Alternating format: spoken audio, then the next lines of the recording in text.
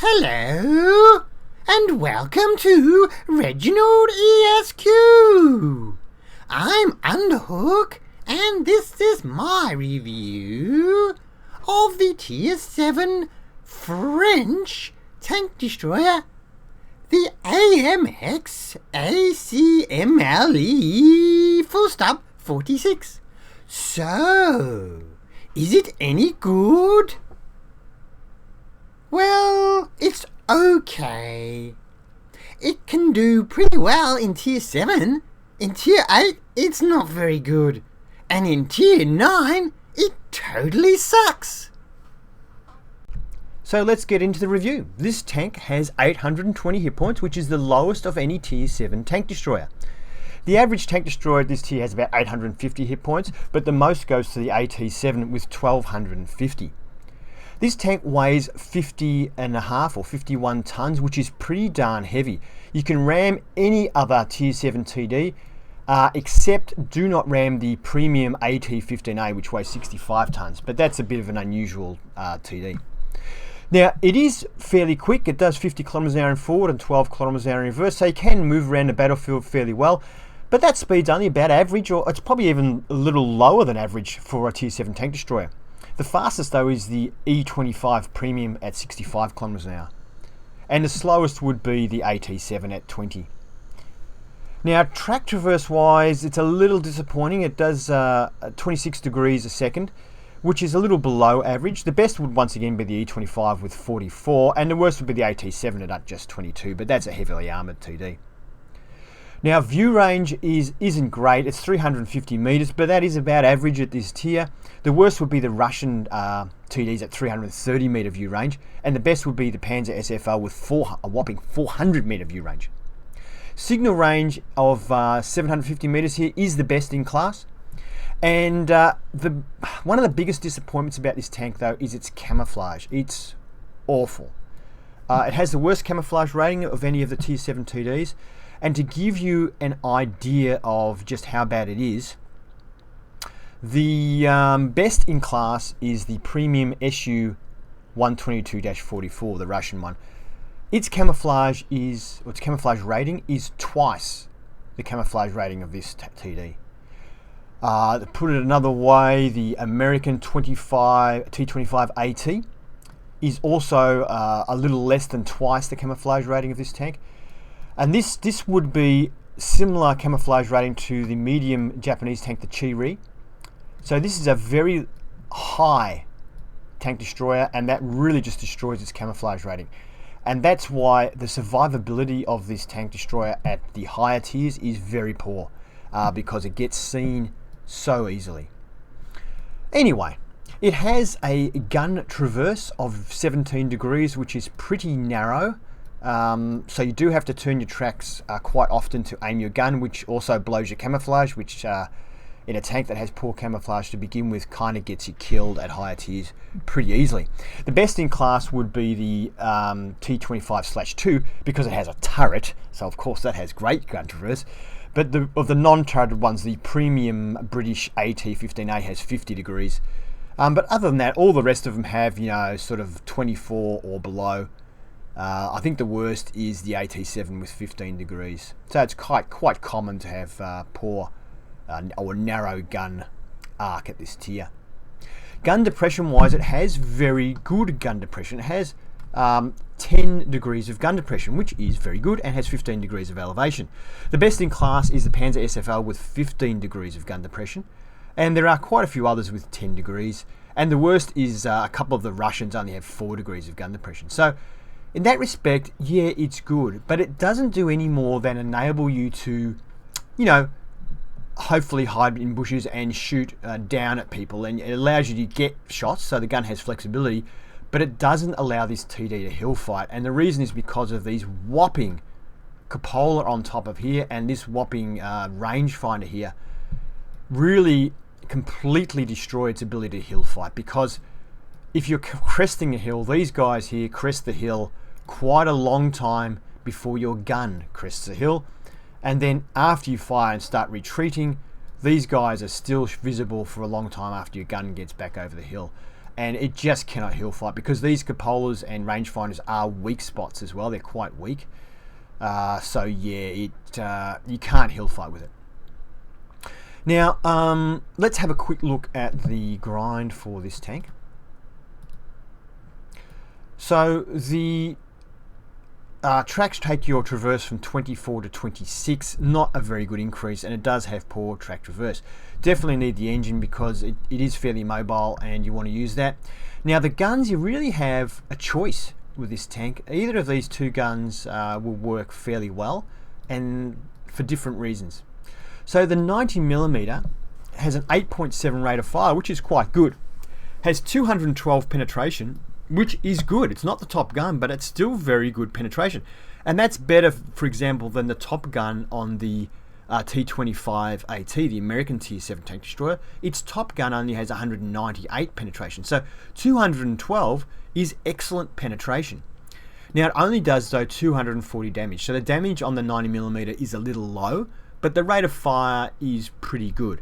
It has good accuracy though of 0.34, although it felt like more about 0.36 to me. And the aiming time of 2.3 isn't as good as, say, the American T-25 AT, which has a sensational 1.7 second aiming time. But it's serviceable with a gun lane drive. It's not too bad. You can get away with it. Has a narrow gun arc, so you really do want a quick aiming time. So for that reason, this gun works pretty well, and you can have good games with that gun.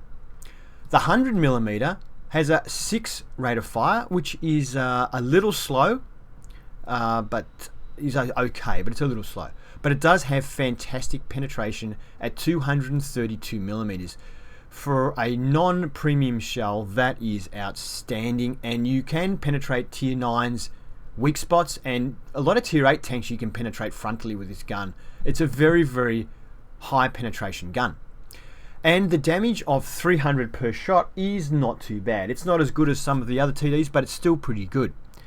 And the accuracy of 0.34 sounds great, but once again, it doesn't feel that accurate. On this gun, it feels less accurate than the 90mm. It feels more like about a 0.38.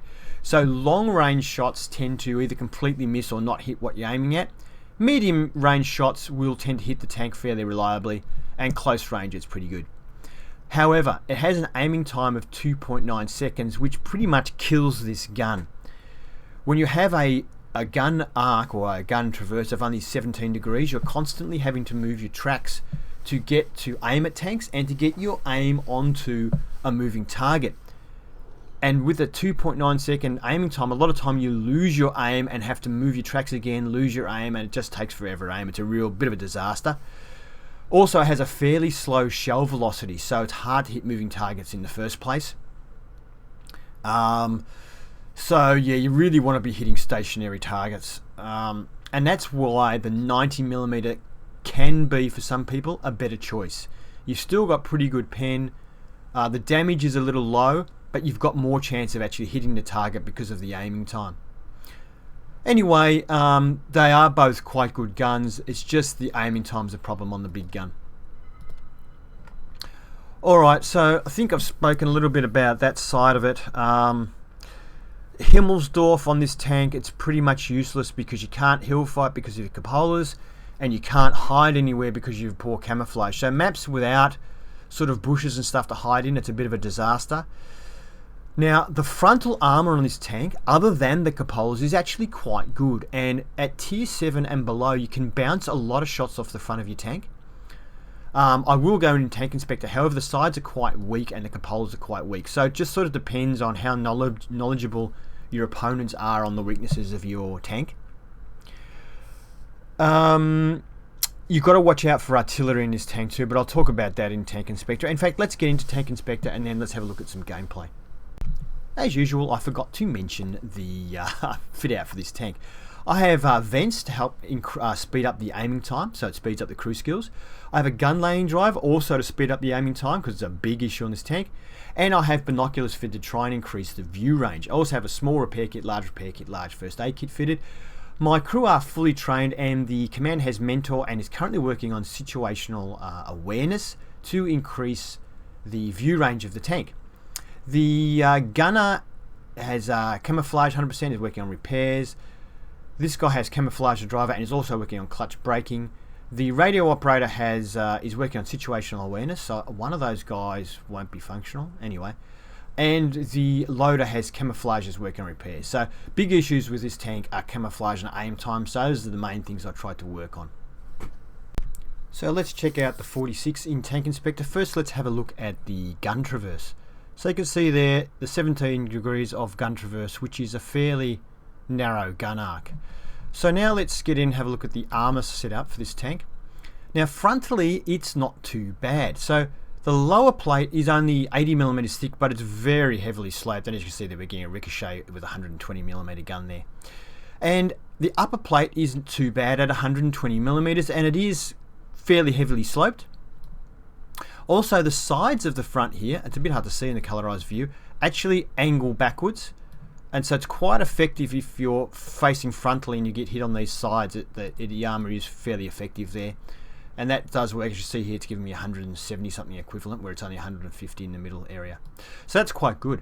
This area here around the gun is only 100mm thick, but it's extremely well sloped, so it comes up okay. And the area here immediately around the gun, the actual mantlet, I guess, is pretty much impenetrable except by some big tier 9 TDs maybe. Now, that part of the armor is actually quite good. The weakness though is, or major weakness is these cupola here and this big rangefinder thing here. So if we look at those, they're only 100mm thick. And they're pretty easily penetrated by anybody that you come across, really. Anybody can penetrate them if they know to aim for them, and they are very, very large.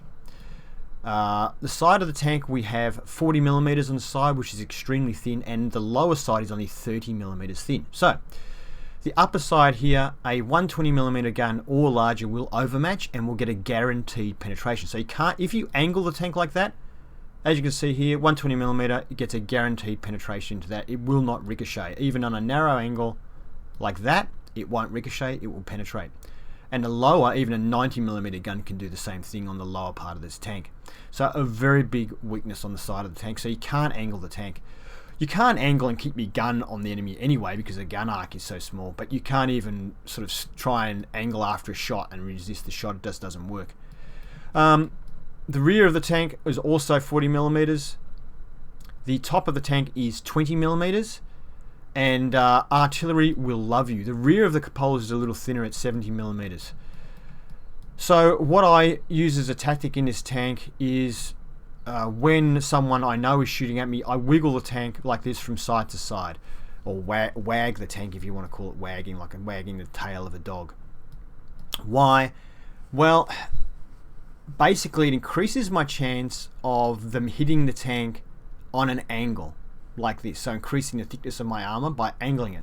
So increases the chance they're going to hit that angle without actually sitting on that angle and allow them to get an automatic penetration on the side. So if you're wiggling like this, people tend not to shoot the sides because the side keeps disappearing and it's too risky to shoot it, aim at that and then have it disappear. So it makes them aim towards the center of your tank. And then there's a good chance when they do hit it, you'll have turned and you've got a better chance of bouncing. Also, if they're aiming at your cupolas and you're moving like this, it makes it a lot harder to aim at the cupolas and it's more tempting to move the gun lower. At the same time as wagging side to side, it's a good idea to also move forwards and backwards, thus changing the height of the tank and make it also much harder to target the cupolas, and you're more likely for them to shoot the front of the tank. That's about the best I can say about this tank. That works at tier 7 and below. Above tier 7 it doesn't work because they can just punch holes straight through your thickest armor, even if it's angled. So yeah. Now, because the sides are so weak, anybody using HE on this tank makes this happen. We're done for. Everyone get out. So yeah, artillery will destroy you, and anybody firing HE does pretty much full damage if they hit you anywhere in the sides. And unfortunately, because the camouflage on this is so bad, in tier 9 matches, pretty much, even if you're in cover, as soon as you fire your gun, you're spotted. And that's when you die, because you'll either get shot simultaneously 3 or 4 times by enemy tanks who have all now spotted you, or you get hit by artillery and explode. So it makes it very difficult at higher tiers. But in tier 7, you can have some pretty good games. Speaking of that, let's get into some gameplay. Time to roll out. Alright, the map is South Coast. We're in our tier 7 French tank destroyer. It's a tier 8 match. The enemy has 3 tier 8 tanks on their team. Then there's a bunch of tier 7s and there are some tier 6s and there's also some tier 5s in this tank. I don't understand how that AT2 tier 5 tank destroyer ended up in a tier 8 game. And there's an M4 Sherman tier 5 on our team as well. I don't know if they're just part of a fail platoon or what. Anyway, I'm moving up to this position. As you can see, this tank did well getting up that hill. It's quite manoeuvrable. Now, in this game, I have the 90mm gun. I thought it would be good to show you this gun so that you can see how this gun performs. And the next gun, I'll show you the 100mm. So this gun has, I think it's, look at that, penetrating the SU-122 there, no problem. The other, the Russian tier 7 tank destroyer, and got the, well, okay, Leopard's easy to penetrate, but that Russian TD was a good shot. Chaffee. And you can see the rate of fire is pretty good on this gun. We're getting plenty of shots in, even though the damage isn't high. It still does the job because you've got a good rate of fire. Now, for some reason, the enemy hasn't spotted me. I mean, that Hellcat is okay at sort of right on the edge of draw distance. So that's possibly a reason why I haven't been spotted yet. But some of these closer tanks, I can't believe they haven't spotted me yet. That shell goes a little high. I was trying to get his lower plate there. Tiger 2 tier 8 German heavy tank. Took a guess there where he might have been, and we did actually clip him but didn't pen. Now here, the aim, where I was aiming at, I was trying to hit the top of his, or the roof of his turret, but this is 9.4 game, but it's a 9.3 replay, so it might be a little glitch to do with that. Anyway, we do manage to penetrate him there, as you saw. So I'm just blind firing now, hoping we can get some more shots into him.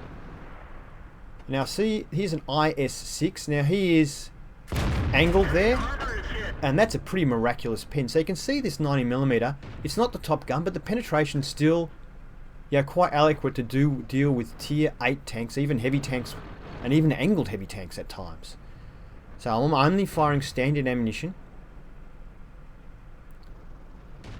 Now, one of the major differences between this 90mm and 100mm is 90mm's aim time is 2.3 seconds, whereas the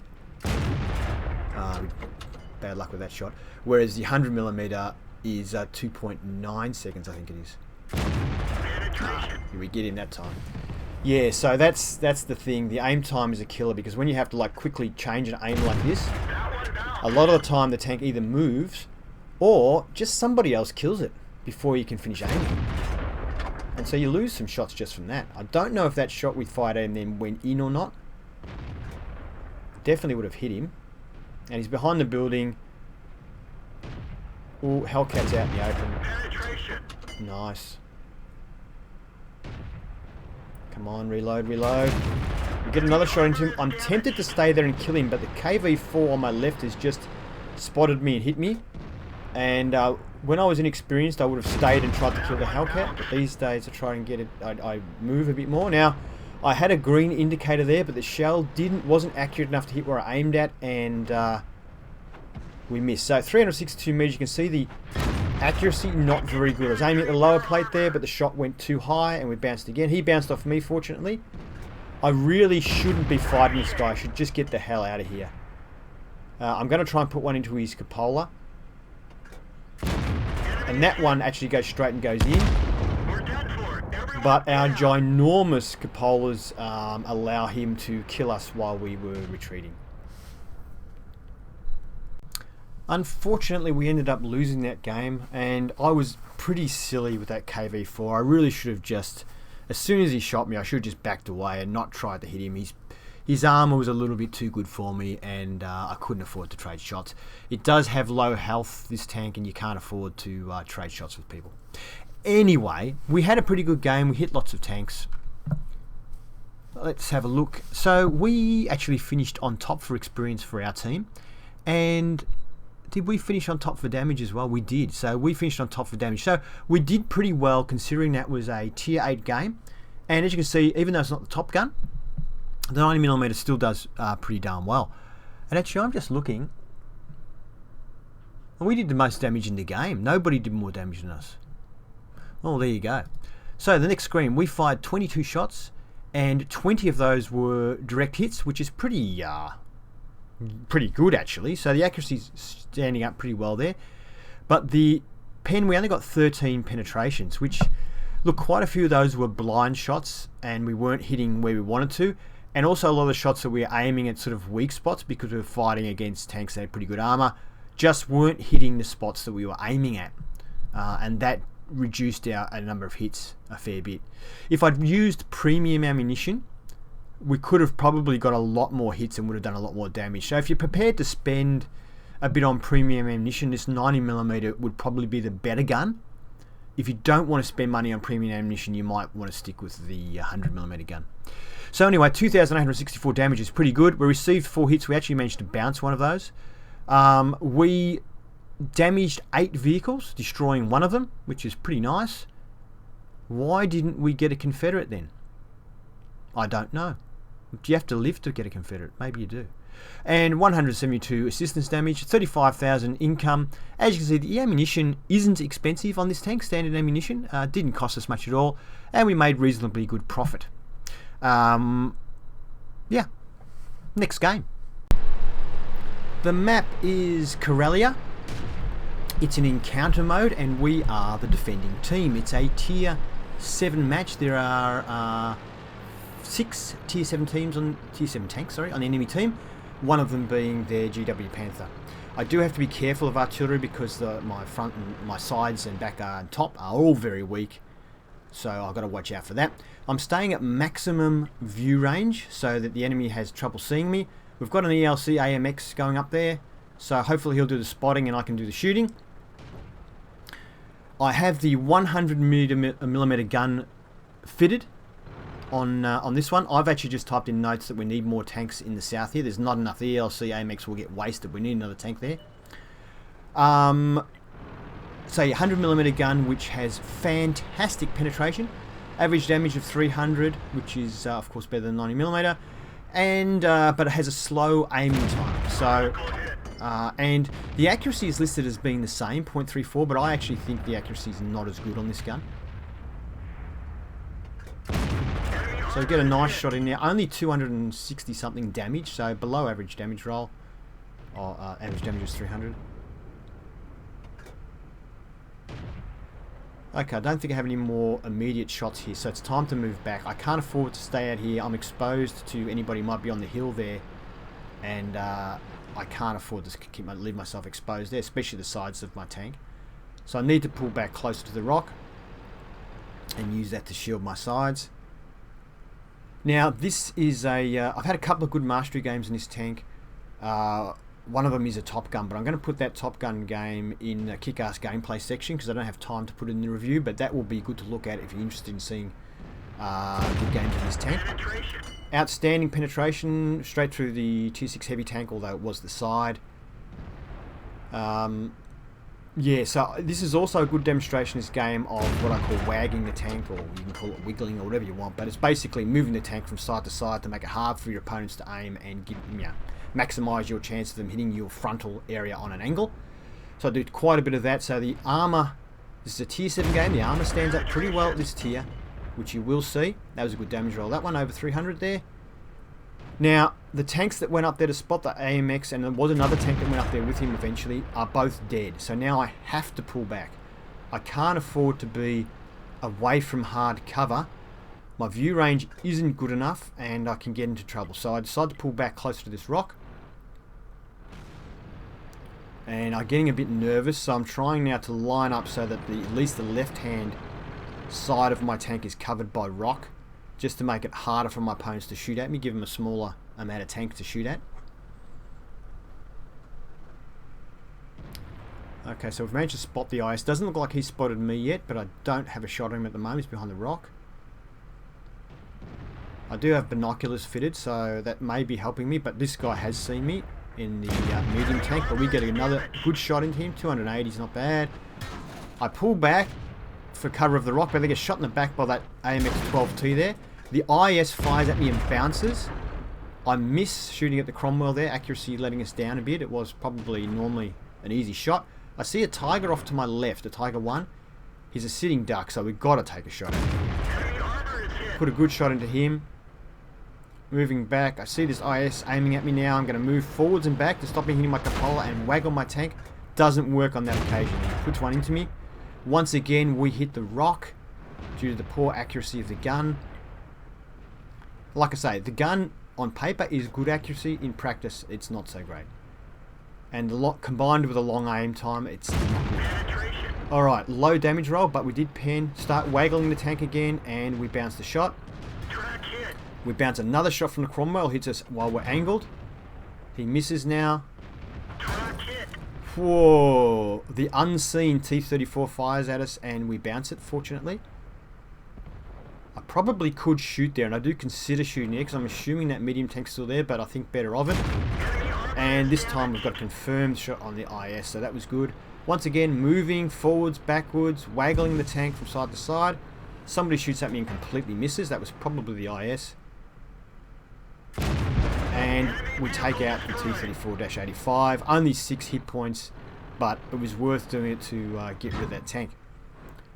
So we've been taking a fair bit of hits here. That the IS just bounced. Sorry, we just got hit. I think it was artillery that just missed us, fortunately. I'm going to stop it because I'm on low health. And let's have a look and see where everyone's been bouncing off us. So the red marks are penetration. So you can see we've got 2 red marks just there on the front of the hull, which is probably the IS. The 12T hit is in the back. But those green marks are bounces. So you can see one there off the mantlet area, one there off the front, one there. And you can see it's when we were angled. When we were flat, those shots look like they've both hit when we've been flat. The other shots look like they've been more glancing blows on an angle, except for that top one. So that's the kind of thing you can do in this tank. So we'll continue on now. We bounce another shot there from the IS. Be interesting to see how much damage we've actually blocked by armor at the end of this game. We just bounce another shot from the IS. There must be another IS shooting at us from further back. There must be more than one. We bounce the Cromwell again. Cromwell doesn't have fantastic penetration, so my tracks went down. So I get my tracks back up. I was thinking he was going to keep coming, so I was getting ready to hit him. We get a good shot, 324 into the Cromwell. As you can see, I'm wiggling my tank, constantly wiggling my tank and moving my tank to throw his aim off, and luckily he's bounced a few shots there. Does turn out that the Cromwell driver is actually a subscriber, although he doesn't know who I am yet. And we talk about it after the game, and he talks about how come I couldn't pen you, it's a hack. And I said, no, I was waggling my tank, and it's got a good strong front, this tank. And we had a good discussion. It was quite funny. Then he realised who I was, and I realised that he was a subscriber. It was quite funny. So hats off to you, good sir. Ed, was it Ed Durgo or something? I can't quite read it properly there in the red, but yeah. So hello to you. So now we managed to eliminate the IS. Fantastic. The Cromwell, he's coming after us now. Using my front armor, because I keep my front, I drive at him so he can't. I was worried he was going to drive around and get my back, so I drove at him to try and stop him from doing that. And he's doing the wrong thing. He really should drive around me and get my back.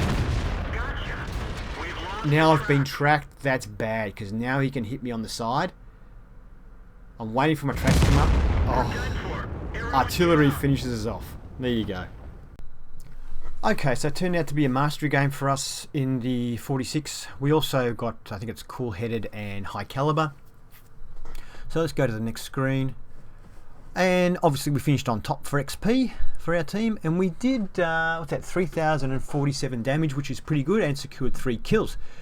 So yeah, the Cromwell driver here, he is Ed Deng. Yep, a subscriber apparently. And he only ended up with low damage, although he ended up high up, so he was doing a fair bit of spotting damage. But it was just bad luck. He was shooting at me. He was moving around pretty well, and he got a bit frustrated. But it was just because the front arm on his tank is pretty good against Tier 7s. So long as you don't give them a chance to aim at your cupolas, you've got to keep moving the tank, and it does actually bounce. It's pretty bouncy, as you can see. So, yeah, next screen. Now, we fired 19 shots, 15 of those hit, and 14 of the 15 hit penetrated. Amazing penetration on this gun, although the accuracy is a little low, and the aiming time is bloody awful. Damage of 3,047, as we said, and 887, that was from a distance over 300 metres. We received, look at that, 26 hits, of which only 7 penetrate. So we bounced 19 shots, which is phenomenal. And we got splash damage too from Artie there as well. So damage block by armor was 2,895. When you consider this tank only has 820 hit points, that's pretty awesome. And yeah, so the armor holds up well and you got to wiggle it. However, against tier 9 tanks, don't bother waggling your tank. It doesn't do anything. They will just punch straight through your armor. And tier 8 tanks generally just punch straight through your armor as well. It only really works at tier 7 tanks and below. And if the IS had been close to us, it wouldn't have worked. It was only because we had a little bit of range, so he was losing a bit of pin over the range as well. We spotted 2 vehicles, damaged 7, destroying 3, and we did a bit of, spotting damage as well. Income of 46,000 wasn't too bad. We did fire a fair bit of ammo though, and it was 19,000 profit, which is not too bad. And 1,086, I think it was, experience was enough for a mastery badge in this tank. Thank you for watching my review of the AMX AC mle.46. I hope you enjoyed it. If you did, please give it a thumbs up. If you'd like to see more reviews, please subscribe to ReginaldESQ. Have fun.